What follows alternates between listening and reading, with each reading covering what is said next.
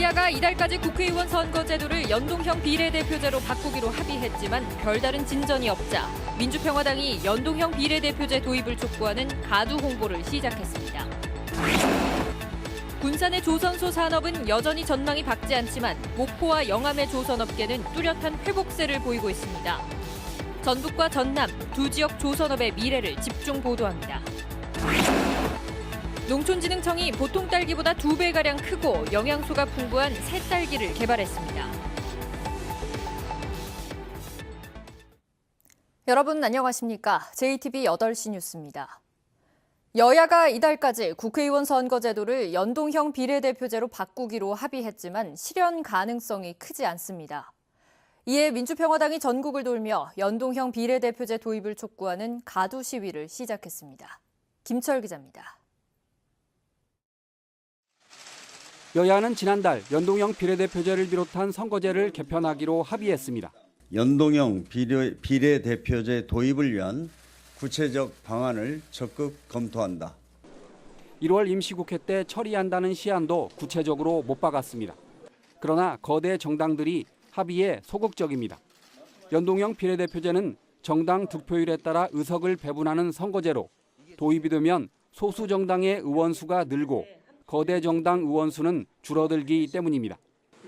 거대 정당인 민주당은 연동형 비례대표제로 의원 정수를 확대하면 국민 반발을 불러올 것이라며 소극적이고 자유한국당은 아예 제도 도입 자체를 꺼리고 있습니다.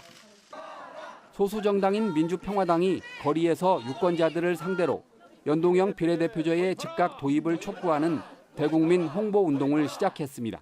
대의민주주의에서 국민 뜻이 최대한 반영될 수 있도록 하는 것, 이것이 연동형 비례대표제입니다. 그래서 비례대표제가 관철돼야만이 국민의 뜻이 반영된다. 전국을 도는 초청 강연도 광주에 이어 전주로 이어졌습니다. 2019년은 선거제도 개혁의 적기입니다. 이렇게 중앙선거관리위원장이 신년사에다 했어요. 모든 국민이 함께 잘 살려면 모든 국민이 정치적 대의인을 가질 수 있는 선거제도 개혁을 해야 된다. 연동형 비례대표제가 특정 정당의 지역의원 싹쓸이를 막는 좋은 대안으로 평가받는 가운데 여야가 이달 안에 약속대로 합의안을 이끌어낼지 주목됩니다. JTB 뉴스 김철우입니다.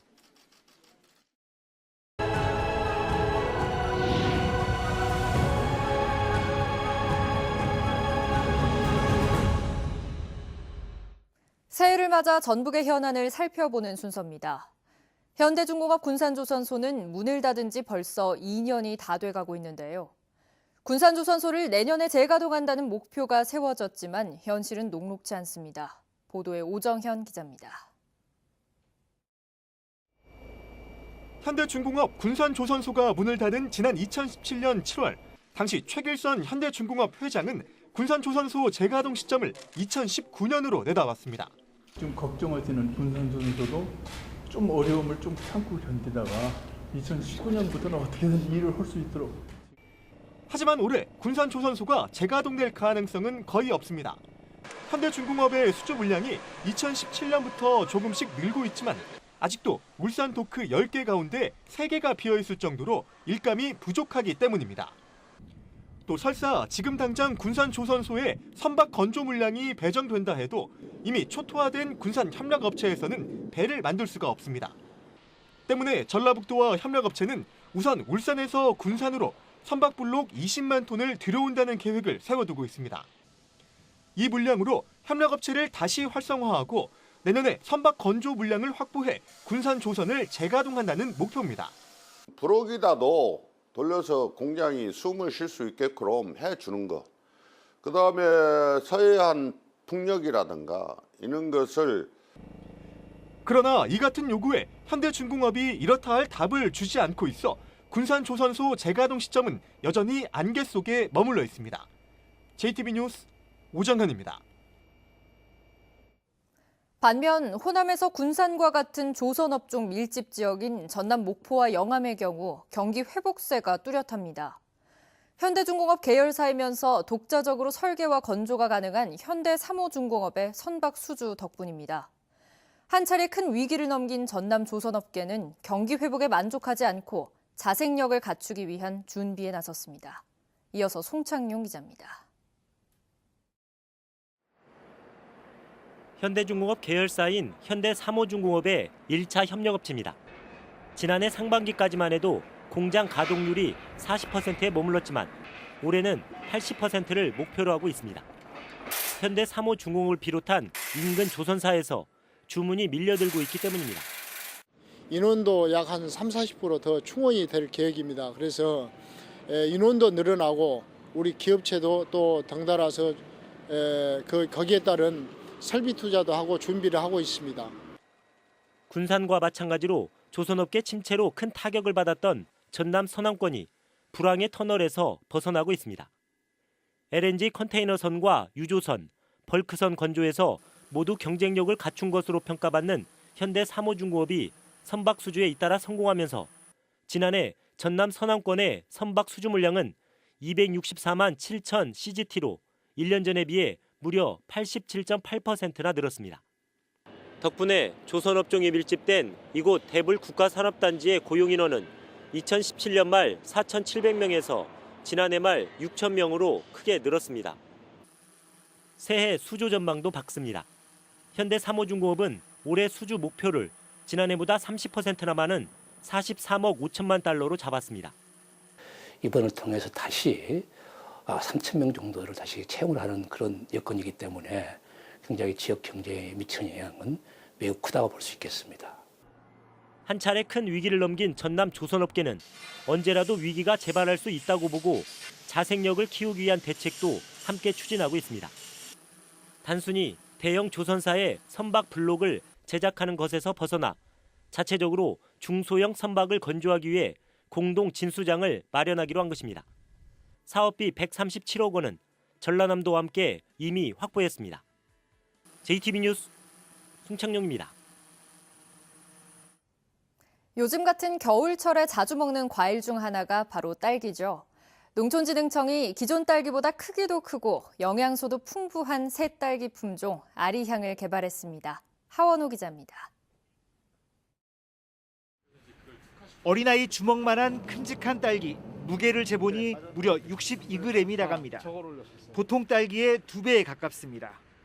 농촌진흥청이 개발한 국산 딸기 아리향입니다. 당도도 10브릭스를 훌쩍 넘어 맛도 좋습니다. 과실도 크고요. 또 색깔도 예쁘고 그다음에 새콤달콤해서 굉장히 맛있는 것 같아요. 아리향 품종은 개당 평균 무게가 24g으로 일반 딸기보다 1.5배가량 크고 비타민C와 항산화 물질인 안토시아닌 함량도 20-30%가량 높은 것으로 분석됐습니다. 과육도 단단해 선물용과 수출용으로 적합합니다. 특히 서량의 점유율이 84%에 이를 만큼 단일 품종 의존도가 높은 딸기 시장에서 품종의 다양화를 이뤘다는 점이 큰 의미가 있습니다. 앞으로는 그런 품종의 고급화, 또 지역별로 품종의 차별화를 통해 가지고 소비자가 다양한 딸기를 선택하고 또 이를 통해서 농가 소득도 올릴 수 있기를 기대합니다. 농촌진흥청은 전국의 딸기 주산지에 아리향 품종 보급을 확대해 농가 소득 향상에 도움을 줄 계획입니다. JTB 뉴스 하원호입니다. 무소속 이용호 의원이 최근 민주당에 입당 신청을 했지만 당 안팎의 분위기는 우호적이지 않습니다. 이용호 의원의 최종 입당 여부는 중앙당 당원자격심사위원회가 결정하지만 박희승 현 남원 임실 순창 지역위원장과 일부 당원들이 반발하고 있는 데다 지난 대선과 지방선거 때 이 의원의 해당 행위를 놓고 논란이 일고 있습니다. 더욱이 중앙당에서도 4선의 최재성 의원이 공개적으로 이 의원의 입당을 반대하는 등 의원들의 반발이 적지 않고 민주평화당과의 관계를 우려하는 목소리도 많아 상당한 진통이 예상됩니다. 맞벌이 가정 등의 초등학생이 방과 후에 이용할 수 있는 공공돌봄센터가 늘어납니다. 전라도는 올해 전주와 완주 등에 공공돌봄센터 14곳을 새로 만들어 운영하기로 했습니다. 현재 공공돌봄센터는 익산과 순창에서 한 곳씩 운영되고 있습니다. 군산의료원이 보건복지부로부터 98억 원을 지원받아 의료기구 교체와 시설 보강에 나섭니다. 군산의료원은 심혈관 촬영과 시술기계 등 모두 29종의 의료기구를 도입해 진료 환경을 개선하고 소방시설인 스프링클러 등을 설치해 건물 시설을 보강하기로 했습니다. 달이 태양의 일부를 가리는 새해 첫 부분일식 관찰 행사가 오늘 오전 전북과학교육원에서 열렸습니다. 오늘 행사는 250여 명이 참석한 가운데 천체망원경과 태양 관찰 안경 등을 이용한 일식 관찰과 일식 체험기 작성 같은 프로그램으로 진행됐습니다. 부분일식은 지난 2016년 이후 3년 만으로 전주를 기준으로 오전 8시 37분부터 오전 10시 57분까지 나타났습니다. 오늘 새벽 5시 15분쯤 익산시 서광동 한 주택에서 불이 났습니다. 불은 15분 만에 꺼졌지만 81살 한 모 씨가 연기에 질식해 주방에서 숨진 채 발견됐습니다. 경찰과 소방당국은 전기장판에서 불이 시작된 것으로 보고 정확한 화재 원인을 조사하고 있습니다. 절기상 가장 춥다는 소환인 오늘, 다행히 큰 추위는 없었습니다. 내일도 비슷한 기온으로 예년 이맘때 겨울 추위가 이어지겠습니다.